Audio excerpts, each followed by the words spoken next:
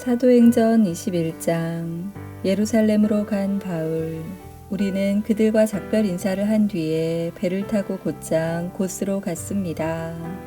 이튿날 우리는 로도에 들렀다가 거기서 바다라로 떠났습니다. 그곳에서 우리는 베니게로 가는 배를 만나서 그 배를 타고 떠났습니다. 키프로스 섬이 눈앞에 나타났을 때에 우리는 그 섬을 왼쪽에 두고 시리아로 가다가 두로에 배를 댔습니다. 그곳에서 배가 짐을 풀기로 되어 있었기 때문입니다. 우리는 두로에서 신자들을 만나 일주일을 그들과 함께 지냈습니다. 그들은 성령께서 알려주신 대로 바울에게 예루살렘에 가지 말라고 만류했습니다. 그러나 그들과 함께 한 시간이 다 되자 우리는 그곳을 떠나 여행길에 올랐습니다. 모든 신자들이 아내와 아이들을 데리고 도시 바깥까지 나와 우리를 배웅해 주었습니다. 우리는 모두 바닷가에서 무릎을 꿇고 기도했습니다. 서로 작별 인사를 나눈 후 우리는 배에 올랐고 두로 지방의 신자들은 각자 집으로 돌아갔습니다. 우리는 두로를 출발하여 항해를 계속하여 돌레마이에 이르렀습니다. 우리는 그곳의 형제들과 인사를 하고 그들과 함께 하루를 지냈습니다. 이튿날 우리는 돌레마이를 떠나 가이사랴로 갔습니다. 그곳에서 7 집사 가운데 한 사람인 전도자 빌립의 집에 들어가 그와 함께 지냈습니다. 빌립에게는 결혼하지 않은 4 딸이 있었습니다. 그들은 모두 예언하는 사람이었습니다. 우리가 여러 날 그곳에 머물고 있는 동안 아가보라는 예언자가 유대에서 내려왔습니다. 그는 우리에게 와서 바울의 허리띠를 가져다가 자기 손과 발을 묶고 말했습니다. 성령께서 예루살렘에 사는 유대인들이 이 허리띠 임자를 이와 같이 묶어서 이방인들에게 넘겨줄 것이라고 말씀하십니다. 우리는 그 말을 듣고 그곳 사람들과 함께 바울에게 예루살렘에 올라가지 말라고 간곡하게 말했습니다. 그때 바울은 이렇게 대답했습니다. 어찌하여 그렇게 울면서 나의 마음을 아프게 하십니까? 나는 예루살렘에서 묶이는 것뿐만 아니라 주 예수님의 이름을 위해 죽는 것까지도 각오하고 있습니다. 바울이 우리의 권함을 받아들이려 하지 않았기 때문에 우리는 주님의 뜻대로 되기를 바랍니다 라고만 말하고 더 이상 아무 말도 하지 않았습니다.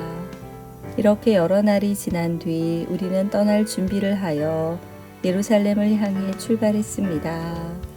가이사랴 출신 제자들 몇 사람도 우리와 함께 갔습니다.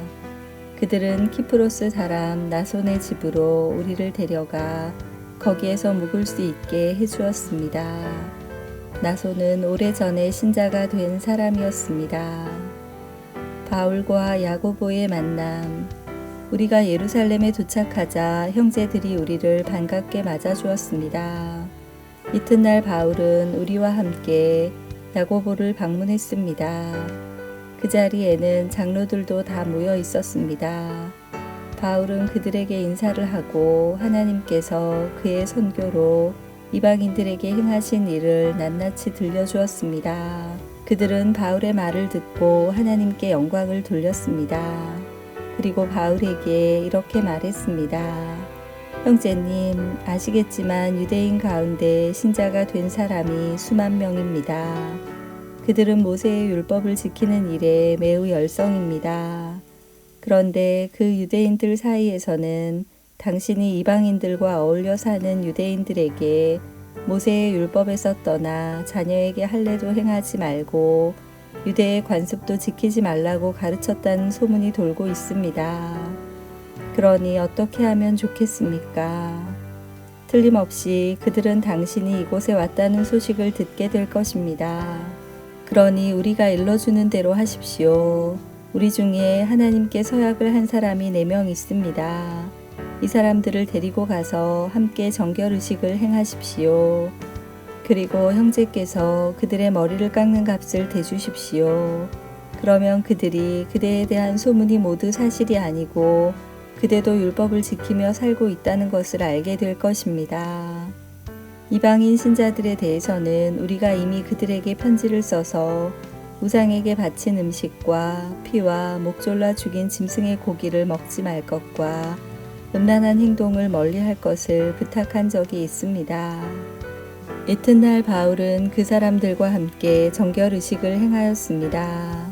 그런 뒤에 그는 성전 뜰로 가서 정결의식이 끝나는 날짜와 그날에 각 사람을 위해 예물을 바칠 날짜를 신고했습니다. 7일이 거의 끝나갈 즈음에 아시아 지역에서 온 유대인들은 바울이 성전 뜰에 있는 것을 보고 무리를 충동질하여 바울을 붙잡았습니다. 그 유대인들은 이렇게 소리 질렀습니다. 이스라엘 동포 여러분, 좀 도와주십시오. 이 사람은 가는 곳마다 우리 백성과 모세의 율법과 성전을 거스르는 말로 모든 사람을 가르치는 사람입니다. 더욱이 지금은 그리스 사람들을 성전 안으로 데리고 와서 이 거룩한 곳을 더럽혀 놓았습니다. 그들이 이렇게 주장하는 것은 그들이 전에 에베소 사람 드로비모가 바울과 함께 예루살렘에 있는 것을 본 적이 있었으므로 분명히 바울이 그 사람을 성전 안으로 데리고 들어왔을 것이라고 생각했기 때문입니다. 그러자 온 도시는 시끄러워지고 사람들이 몰려와 바울을 붙잡아 성전 바깥으로 끌어냈습니다. 그리고 바로 성전 문이 닫혔습니다. 그들이 바울을 죽이려 하는 순간에 예루살렘 도시 전체에 폭동이 일어났다는 보고가 로마 군대 천부장에게 전달되었습니다. 그는 즉시 백부장 몇 명과 군인들을 거느리고 군중들에게로 달려갔습니다. 폭도들은 로마 군대 천부장과 군인들을 보자 바울을 때리던 것을 멈추었습니다. 천부장은 가까이 가서 바울을 체포했습니다. 그리고 군인들에게 바울을 쇠사슬 2개로 묶으라고 명령한 다음 그가 누구이며 또 어떤 일을 했는지를 물었습니다. 그러자 군중들은 너도 나도 소리를 질러대며 대답을 하는데 그들의 말이 저마다 달랐습니다. 천부장은 사람들의 아우성치는 소리에 이 사건의 진상을 알 수 없어서 군인들에게 바울을 병영 안으로 끌고 가라고 명령했습니다. 바울이 층계에 이르렀을 때에는 군중들의 폭행이 너무나 격렬했기 때문에 군인들이 바울을 호위해야만 했습니다. 군중들은 바울의 뒤를 따라가며 계속해서 그를 없애버려라 하고 소리쳤습니다. 바울이 병영 안으로 끌려 들어갈 때에 그는 천부장에게 천부장님께 한 말씀 드려도 되겠습니까? 라고 물었습니다. 천부장이 대답했습니다. 그리스 말을 할 줄 아는가? 당신은 혹시 얼마 전에 폭동을 일으키고 테러범 4,000명을 거느리고 광야로 나간 이집트 사람이 아닌가? 바울이 이렇게 대답했습니다. 아닙니다. 나는 길리기아 지방의 다소에서 태어난 유대인이며 그 유명한 도시의 시민입니다. 제가 저 사람들에게 말할 수 있게 허락해 주십시오. 천부장이 허락하자 바울은 층계 위에 올라서서 손을 내저 무리를 조용하게 했습니다. 잠잠해지자 바울이 히브리 말로 연설했습니다.